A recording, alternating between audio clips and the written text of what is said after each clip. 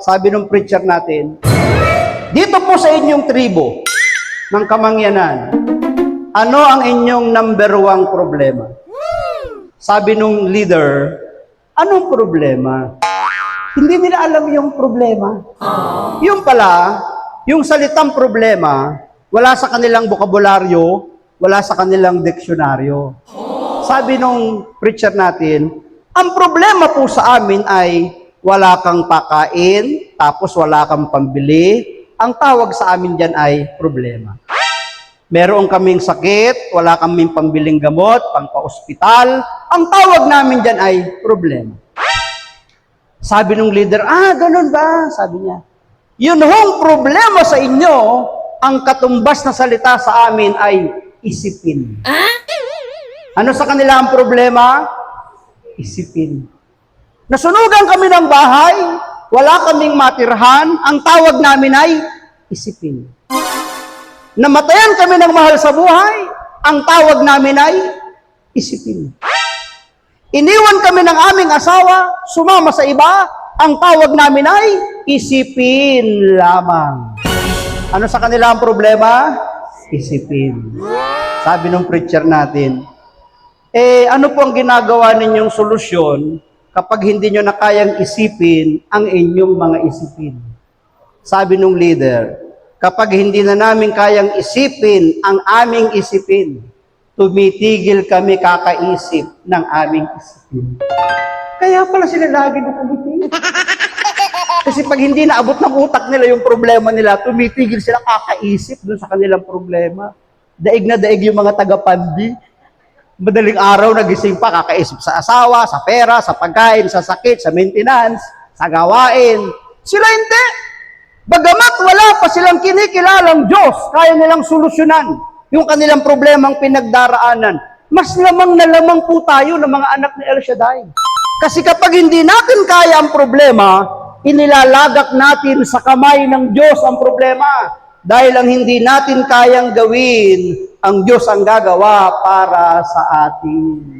Sabihin mo sa katabi mo, kaya ng Diyos yan. Kaya dapat tayo mga anak ng Diyos, hindi nawawala yung kapayapaan sa atin. Dapat palagi pa rin tayong smile. Sabihin mo sa katabi mo, gayahin mo ang mangyan. Yes. Saan natin gagayahin? Sa hindi pagligo? Gayahin natin ang mangyan na laging nakangiti. Bakit? Nasa atin na ang kapayapaan ng ating Panginoon. Na ako ay na-assign ng Rizal, matagal ko na po itong kwento, baka naikwento ko na sa inyo ito. After kong mag-talk sa anniversary dyan sa Talim Island, pagkatapos ng gawain ng simbahan, punta kami sa bahay ng coordinator kasi nandun yung handa eh. Alam niyo naman, pag anniversary, masaya. Ano ba ang pinakamasayang part ng anniversary? Kainan, siyempre. Busog-busog. Pag may time. Punta kami. Wala pa yung handa. Sabi sa akin ng choir, nilapitan ako, brother, sabi niya, pwede po bang magpa-pray over? Wala pa naman yung handa. Sabi ko, pwede naman, sister. Sabi niya, pwede po ba muna ako magkwento bago ako magpa-pray over?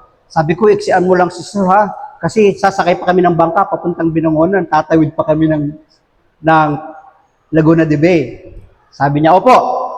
Sabi niya, ganito po kasi yun. Sabi niya, brother, ang hirap pala na magkaroon ng 13 anak. Ano po? Sabi niya, brother, mahirap po palang magkaroon ng 13 anak. Sabi kayo, opo, totoo yun. Ako nga, 3 lang yung anak namin, nahirapan kami. Ikaw pa kaya, 13. Mas mabuti pa mag-alaga ka ng 20 kalabaw. Itali mo sa parang sa umaga. Balikan mo sa hapon, nandun pa din yun. Yung mga anak mo, kakasabi-sabing mo pa lang, wala ka alis dyan ha, dyan lang ako. Hindi ka pa nakakalayo, wala na rin sila. Bibili ka ng bigas. Maghapon, kulang yun. Kung mag-aral lahat yun. 13 tuition fee, 13 pares na sapatos, uniform, mga gamit pa. Babaunan mo pa sa umaga. Problematic siya.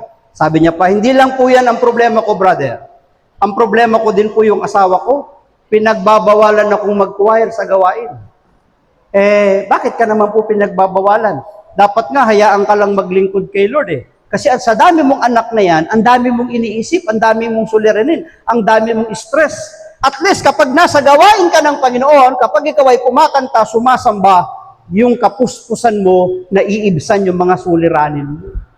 Totoo, di ba? Pag meron tayong mga suliranin, pag umawit ka sumamba sa Panginoon, makakalimutan mo yung suliranin.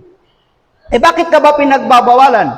Sabi niya, kasi po brother, pinagseselosan niya yung mga lalaki sa prayer meeting. Sabi ko, ano?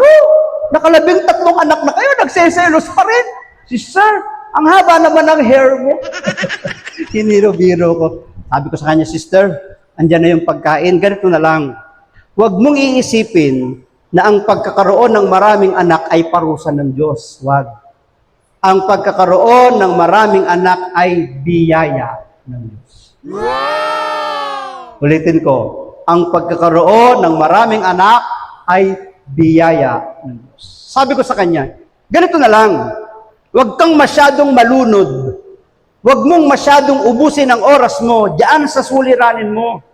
Isipin mo na lang na darating ang panahon, ang 13 mong anak, lalaki yan. At kapag yung 13 mong anak ay lumaki, magkakatrabaho yan. Pag ang 13 mong anak ay nagkatrabaho, tuwing katapusan, may 13 sobre ka. Tama? Huwag kang mainggit dun sa isa lang ang anak. Oo, hindi sila nahirapang magpalaki, mag-alaga. Pero tuwing katapusan, isa lang ang sobre nila. Yung anak mo 13, kahit magdamot ang kalahati, may 7 sobre ka pa. Eh yung isa pag nagdamot, wala nang sobre. Sabihin mo sa katabi mo, dagdagan mo pa anak mo. Bakit? Mas maraming sobre. Ako nga lang po 3 lang yung anak ko. Panganay ko nasa Amerika. 2 kong anak dito, parehong may trabaho. Wala na ko iniintindi sa bayarin. Sa tubig, sa kuryente, sa grocery, sa pangailangan sa bahay. Wala na ko inaasikaso. Bakit? Sila nang lahat ng gumagastos Pero nung malilit pa sila, akin lahat yun. Ngayon, hindi na. Tingnan nyo 3 pa lang yung mga anak ko na may mga trabaho, may mga sariling kita. Medyo magaan-gaan na yung buhay ko. Kung naging 6 pa kaya yun, edi hayahay ang buhay ko. Sabihin mo sa katabi mo, kaya magdagdag ka. Amen? So anong ibig sabihin, mga kapatid?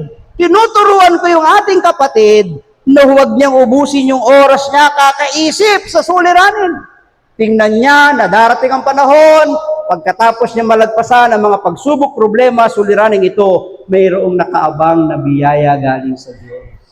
Kaya huwag mawawalan ng pag-asa. Pangalawa, huwag nating hahayaan na ang kapayapaan ay mawala sa ating buhay.